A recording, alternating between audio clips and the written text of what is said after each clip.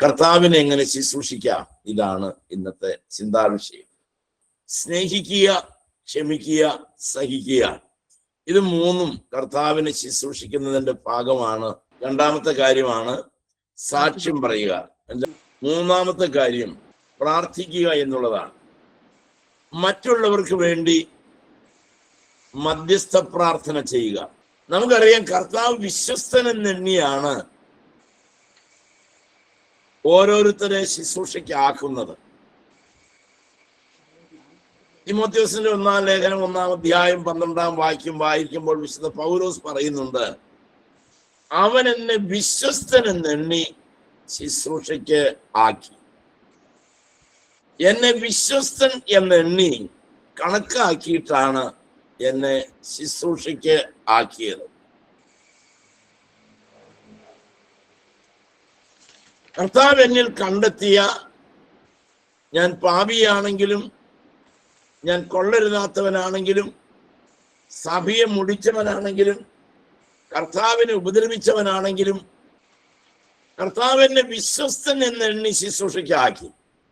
തിമോഥെയോസിന്റെ 1-ാം ലേഖനം 2-ാമത്തെ അധ്യായം അതിൻ്റെ 1-ാമത്തെ വാക്യം, എന്നാൽ സകല മനുഷ്യർക്കും നാം സർവഭക്തിയോടും കനത്തോടും കൂടെ സാവധാനതയും സ്വസ്ഥതയുമുള്ള ജീവനും കഴിക്കേണ്ടതിന് വിശേഷാൽ രാജാക്കന്മാർക്കും സകല അധികാരസ്ഥന്മാർക്കും വേണ്ടി യാചനയും പ്രാർത്ഥനയും പക്ഷപാതവും സ്തോത്രവും ചെയ്യണമെന്ന് ഞാൻ സകലത്തിനു മുൻപേ പ്രബോധിപ്പിക്കുന്നു. അടുത്ത വാക്യം കൂടി കേട്ടോ. അത് നമ്മുടെ രക്ഷിതാവായ ദൈവത്തിന്റെ സന്നദ്ധിയിൽ നല്ലതും പ്രസാദവും ആകുന്നു. നമ്മൾ മറ്റുള്ളവർക്ക് വേണ്ടി പ്രാർത്ഥിക്കുന്നതും മറ്റുള്ളവർക്ക് വേണ്ടി ഇടിവിൽ നിൽക്കുന്നത് ദൈവത്തിന് പ്രസാദമുള്ള ഒരു ശുശ്രൂഷയാണ്. ദൈവത്തെ സന്തോഷിപ്പിക്കുന്ന ഒരു ശുശ്രൂഷയാണ്. നല്ലതാണ്, അവന് പ്രസാദമാണ്, ദൈവത്തിന് സന്തോഷകരമായ ഒരു ശുശ്രൂഷയാണ്. നമ്മുടെ ജീവിതത്തിൽ നമ്മൾ എപ്പോഴും ആഗ്രഹിക്കേണ്ട ഒരു കാര്യം, എൻ്റെ ജീവിതം കൊണ്ട് എൻ്റെ കർത്താവിനെ സന്തോഷിപ്പിക്കാൻ എനിക്ക് സാധിക്കണം. നിങ്ങളുടെ ഹൃദയത്തിൽ എഴുതി ചേർത്ത് വെക്കണം. ഇനി എത്ര കാലം നമ്മൾക്ക് ബാക്കിയുണ്ട് എന്ന് നമുക്ക് അറിയില്ലല്ലോ. എന്നാൽ ദൈവമേ, എൻ്റെ ആയുസ് ഈ ഭൂമിയിൽ തീരുന്നതിന് മുൻപ് എൻ്റെ കർത്താവിനെ എത്ര സന്തോഷിപ്പിക്കാമോ അത്രമാത്രം സന്തോഷിപ്പിക്കേണ്ടതിന് ഞാൻ എൻ്റെ ജീവിതത്തെ എൻ്റെ കർത്താവിൻ്റെ കരങ്ങളിൽ ഞാൻ ഏൽപ്പിക്കുന്നു. കർത്താവെ, ഇനി ബാക്കി എത്രയുണ്ടെന്ന് അറിയില്ല. ഓരോ ജന്മദിനം വരുമ്പോഴും നമുക്ക് ഓർക്കാനും സ്തോത്രം ചെയ്യാനും വകയുണ്ട്. ഇത്രത്തോളം വലിയവനായ ദൈവം നമ്മെ നടത്തിയല്ലോ എന്നത്. ഞാൻ എൻ്റെ ജീവിതത്തിന്റെ 65 വർഷം പിന്നിട്ടു. ഈ കാലം വരെയും നടത്തിയത് അത്ഭുതമാണ്. ഒറ്റയ്ക്ക് വണ്ടി ഓടിച്ചു പോകുമ്പോൾ എൻ്റെ വണ്ടി ഞാൻ പിറകോട്ട് ഓടിക്കും. പിറകോട്ടുള്ള സമയങ്ങളിലേക്ക്, കാലങ്ങളിലേക്ക് മടങ്ങിപ്പോകും. പിന്നിട്ട നാളുകളിലേക്ക് കടന്നു പോകും. പണ്ട് ഈ ലോകം വിട്ട് പോകേണ്ടതായിരുന്നു. ജനന വസ്തുത അങ്ങനെയാണ്. ജനിച്ചത് അങ്ങനെ ഒരു സാഹചര്യത്തിലാണ്, വളർന്നത് അങ്ങനെയുള്ളൊരു സാഹചര്യത്തിലാണ്. വേണ്ടതുപോലെ ഭക്ഷണം കഴിക്കാനും വേണ്ടത്ര വസ്ത്രം ധരിക്കാനും ഒന്ന് സുഖകരമായി കിടക്കാനോ ഒരു സൗകര്യങ്ങളും ഒന്നുമില്ലാതിരുന്ന വളരെ പരിമിതമായ ഒരു സാഹചര്യത്തിലായിരുന്നു എൻ്റെ ജനനവും എൻ്റെ വളർച്ചയും എൻ്റെ വിദ്യാഭ്യാസവും എൻ്റെ ജീവിതവും ബഹുകാലം പിന്നിട്ട് പോന്നത്. ദാരിദ്ര്യം എന്താണെന്നറിയാം, കഷ്ടപ്പാട് എന്താണെന്ന് കർത്താവ് പഠിപ്പിച്ചു, സഹനം എങ്ങനെയാണെന്ന് കർത്താവ് പഠിപ്പിച്ചു. ജീവിതത്തിന്റെ സകല കൈപ്പേറിയ മേഖലകളിലൂടെയും കടന്നു വന്നു. അഭിനന്ദിക്കാൻ ആരും ഉണ്ടായിരുന്നില്ല, പ്രോത്സാഹിപ്പിക്കാൻ ആരും തന്നെ ഉണ്ടായിരുന്നില്ല, സ്നേഹത്തെ തിരിച്ചറിയാനുള്ള പ്രാപ്തിയും എനിക്കുണ്ടായിരുന്നില്ല. പഠിക്കാൻ ആഗ്രഹിച്ചു, പക്ഷെ ആ വാതിൽ എൻ്റെ മുമ്പിൽ അടയപ്പെട്ടു. ജീവിതത്തിന്റെ ഭാവി കൊട്ടിയടയ്ക്കപ്പെട്ടു. എന്നാൽ എൻ്റെ ജീവിതത്തിലെ ഏറ്റവും ധന്യത, എൻ്റെ 17-ാമത്തെ വയസ്സിൽ അമർത്യനായ, മരിച്ചിട്ട് ഉയർത്തെഴുന്നേറ്റ് ജീവിക്കുന്ന ഒരു സർവശക്തനായ കർത്താവുമായിട്ട് എനിക്ക് ലഭിച്ച കൂട്ടുകെട്ടാണ്. അവൻ എൻ്റെ യൗവനത്തിലെ സഖിയായി മാറി. കർത്താവ് എന്നെ അത്രമാത്രം സ്നേഹിച്ചു.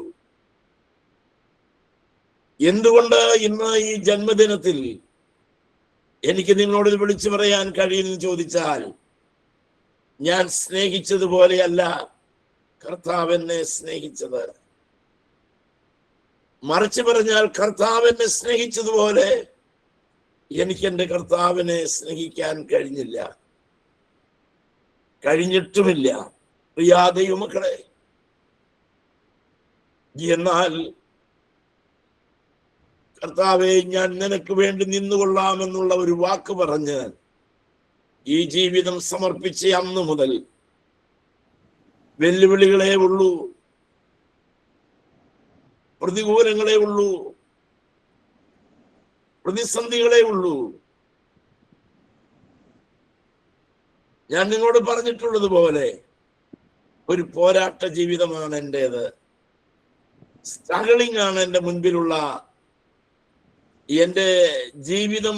അതിനകത്താണ് ആ ജീവിതയാത്രയിൽ ഈ പ്രായം വരെയും കൊണ്ടു നടന്ന ദൈവത്തിന്റെ അനർഗളമായ കൃപയ്ക്ക് മുമ്പിൽ സ്തോത്രം ചെയ്യുന്നു. അതിന്റെ ഒറ്റ കാരണം, എനിക്ക് വേണ്ടി പ്രാർത്ഥിക്കുന്ന ധാരാളം ദൈവമക്കളുണ്ട്. അനേകരുടെ പ്രാർത്ഥനയാണ് എൻ്റെ വിശ്വാസ ജീവിതത്തിന്റെ നിലനിൽപ്പും വിജയവും. മരണകരമായ ധാരാളം സാഹചര്യങ്ങളും അനർത്ഥങ്ങളിലൂടെയൊക്കെ കടന്നുപോയി. 2003 തമിഴ്നാട്ടിലെ സത്യമംഗലത്ത് വേല ആരംഭിച്ച് ഒരു ദിവസം സത്യമംഗലം മിഷൻ ഫീൽഡിൽ ഞാൻ ചെന്നിരിക്കുമ്പോ അവരോട് ഞാൻ പറഞ്ഞു, നിങ്ങളെല്ലാവരും എനിക്ക് വേണ്ടി പ്രാർത്ഥിക്കണമെന്ന്. ഞാൻ ആ സാധുക്കളായ മലയുവാഴ് മക്കളായിട്ടുള്ള ലിംഗായത്തുകളായിട്ടുള്ള അവരെല്ലാം ഞാൻ അവരുടെ മുൻപിൽ മുട്ടുകുത്തിയപ്പോൾ ആ സാധുക്കളായ വിശ്വാസികൾ 2 കൈയും മേലോട്ടുയർത്തി അവർ പറഞ്ഞ ഒരു തമിഴ് വാക്കുണ്ട്, ഉന്മേൽ മനമിറങ്ങയ്യ, അവന്റെ മേൽ മനസ്സലിയണമെന്ന് കരമുയർത്തി പ്രാർത്ഥിച്ച പ്രാർത്ഥനയുടെ ബലം ഞാൻ ഇന്നും അനുഭവിക്കുന്നു. പ്രിയ ദൈവമക്കളെ, തമ്മിൽ പ്രാർത്ഥിക്കുമ്പോൾ മറ്റൊരുത്തനിലേക്ക് ഇടിച്ചിറങ്ങുന്ന ഒരു ദൈവകൃപയുണ്ടെന്ന് വിശ്വസിക്കുന്നവർക്ക് കരമുയർത്തി സ്തോത്രം ചെയ്യാം. ബലഹീനരെ ബലപ്പെടുത്താൻ പോന്നതാണ് നമ്മുടെ മധ്യസ്ഥ പ്രാർത്ഥനകൾ. ശക്തി കുറഞ്ഞവർക്ക് ശക്തി പകരാൻ പോന്നതാണ് നമ്മുടെ മധ്യസ്ഥ പ്രാർത്ഥനകൾ. നമ്മൾ ക്ഷീണിക്കുമ്പോൾ നമ്മളിൽ വ്യാപരിക്കുന്ന ഒരു വലിയ ദൈവകൃപയുടെ ആധാരം എന്ന് പറയുന്നത് മറ്റുള്ളവരുടെ പ്രാർത്ഥനയാണ്. അത് സത്യസന്ധമായി നിർവഹിച്ചാൽ നമ്മുടെ കാര്യം ദൈവം സാധിപ്പിച്ചു തരും. മറ്റുള്ളവർക്ക് വേണ്ടി പ്രാർത്ഥിക്കുമ്പോഴാണ് നമ്മൾ അനുഗ്രഹിക്കപ്പെടുന്നത്. ഒരു തെറ്റായ ധാരണയുണ്ട്, എൻ്റെ കാര്യങ്ങൾക്ക് വേണ്ടി ഞാൻ പ്രാർത്ഥിക്കുമ്പോഴാണ് എൻ്റെ കാര്യം ദൈവം നടത്തി തരൂ എന്ന്. അത് നിങ്ങൾ തിരുത്തണം. ഞാൻ മറ്റുള്ളവർക്ക് വേണ്ടി പ്രാർത്ഥിക്കുമ്പോഴാണ് എൻ്റെ കാര്യത്തിൽ എൻ്റെ കർത്താവ് വിജിലന്റ് ആകുന്നത്. നമ്മുടെ കാര്യങ്ങൾ പറയണ്ട എന്നല്ല, നമ്മുടെ കാര്യങ്ങളെല്ലാം സ്വകാര്യമായി ഒറ്റയ്ക്കിരുന്ന് കർത്താവിനോട് നമ്മുടെ സങ്കടങ്ങളെല്ലാം പറയാം. ഒന്നുകിൽ ആ നിമിഷം, അല്ലെങ്കിൽ പിറ്റേ ദിവസം, അല്ലെങ്കിൽ പിറ്റേ മാസം, അല്ലെങ്കിൽ പിറ്റേ വർഷം, അല്ലെങ്കിൽ ചില വർഷങ്ങൾക്കുള്ളില് നമ്മൾ സ്വകാര്യമായി കർത്താവിന്റെ മുൻപിലിരുന്ന് കരഞ്ഞ് കലങ്ങിയ വിഷയത്തിന് അവൻ മറുപടി തന്നിരിക്കും.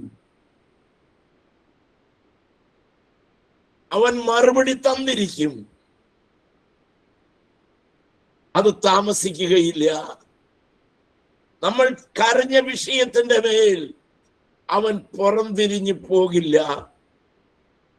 ഒരുപക്ഷെ നമ്മൾ ആഗ്രഹിക്കുന്ന ആൻസർ ആയിക്കൊള്ളണമെന്നില്ല, പക്ഷേ ഒരു മറുപടി അവൻ നമുക്ക് തരും. സംസാരിക്കാത്ത കർത്താവിന്റെ പിറകെയല്ല നമ്മളാരും ഇറങ്ങിയിരിക്കുന്നത്. നമ്മളോട് സംസാരിക്കാത്ത ഊമമായ ഒന്നിന്റെ മുൻപിലല്ല നമ്മൾ ഇരിക്കുന്നത്.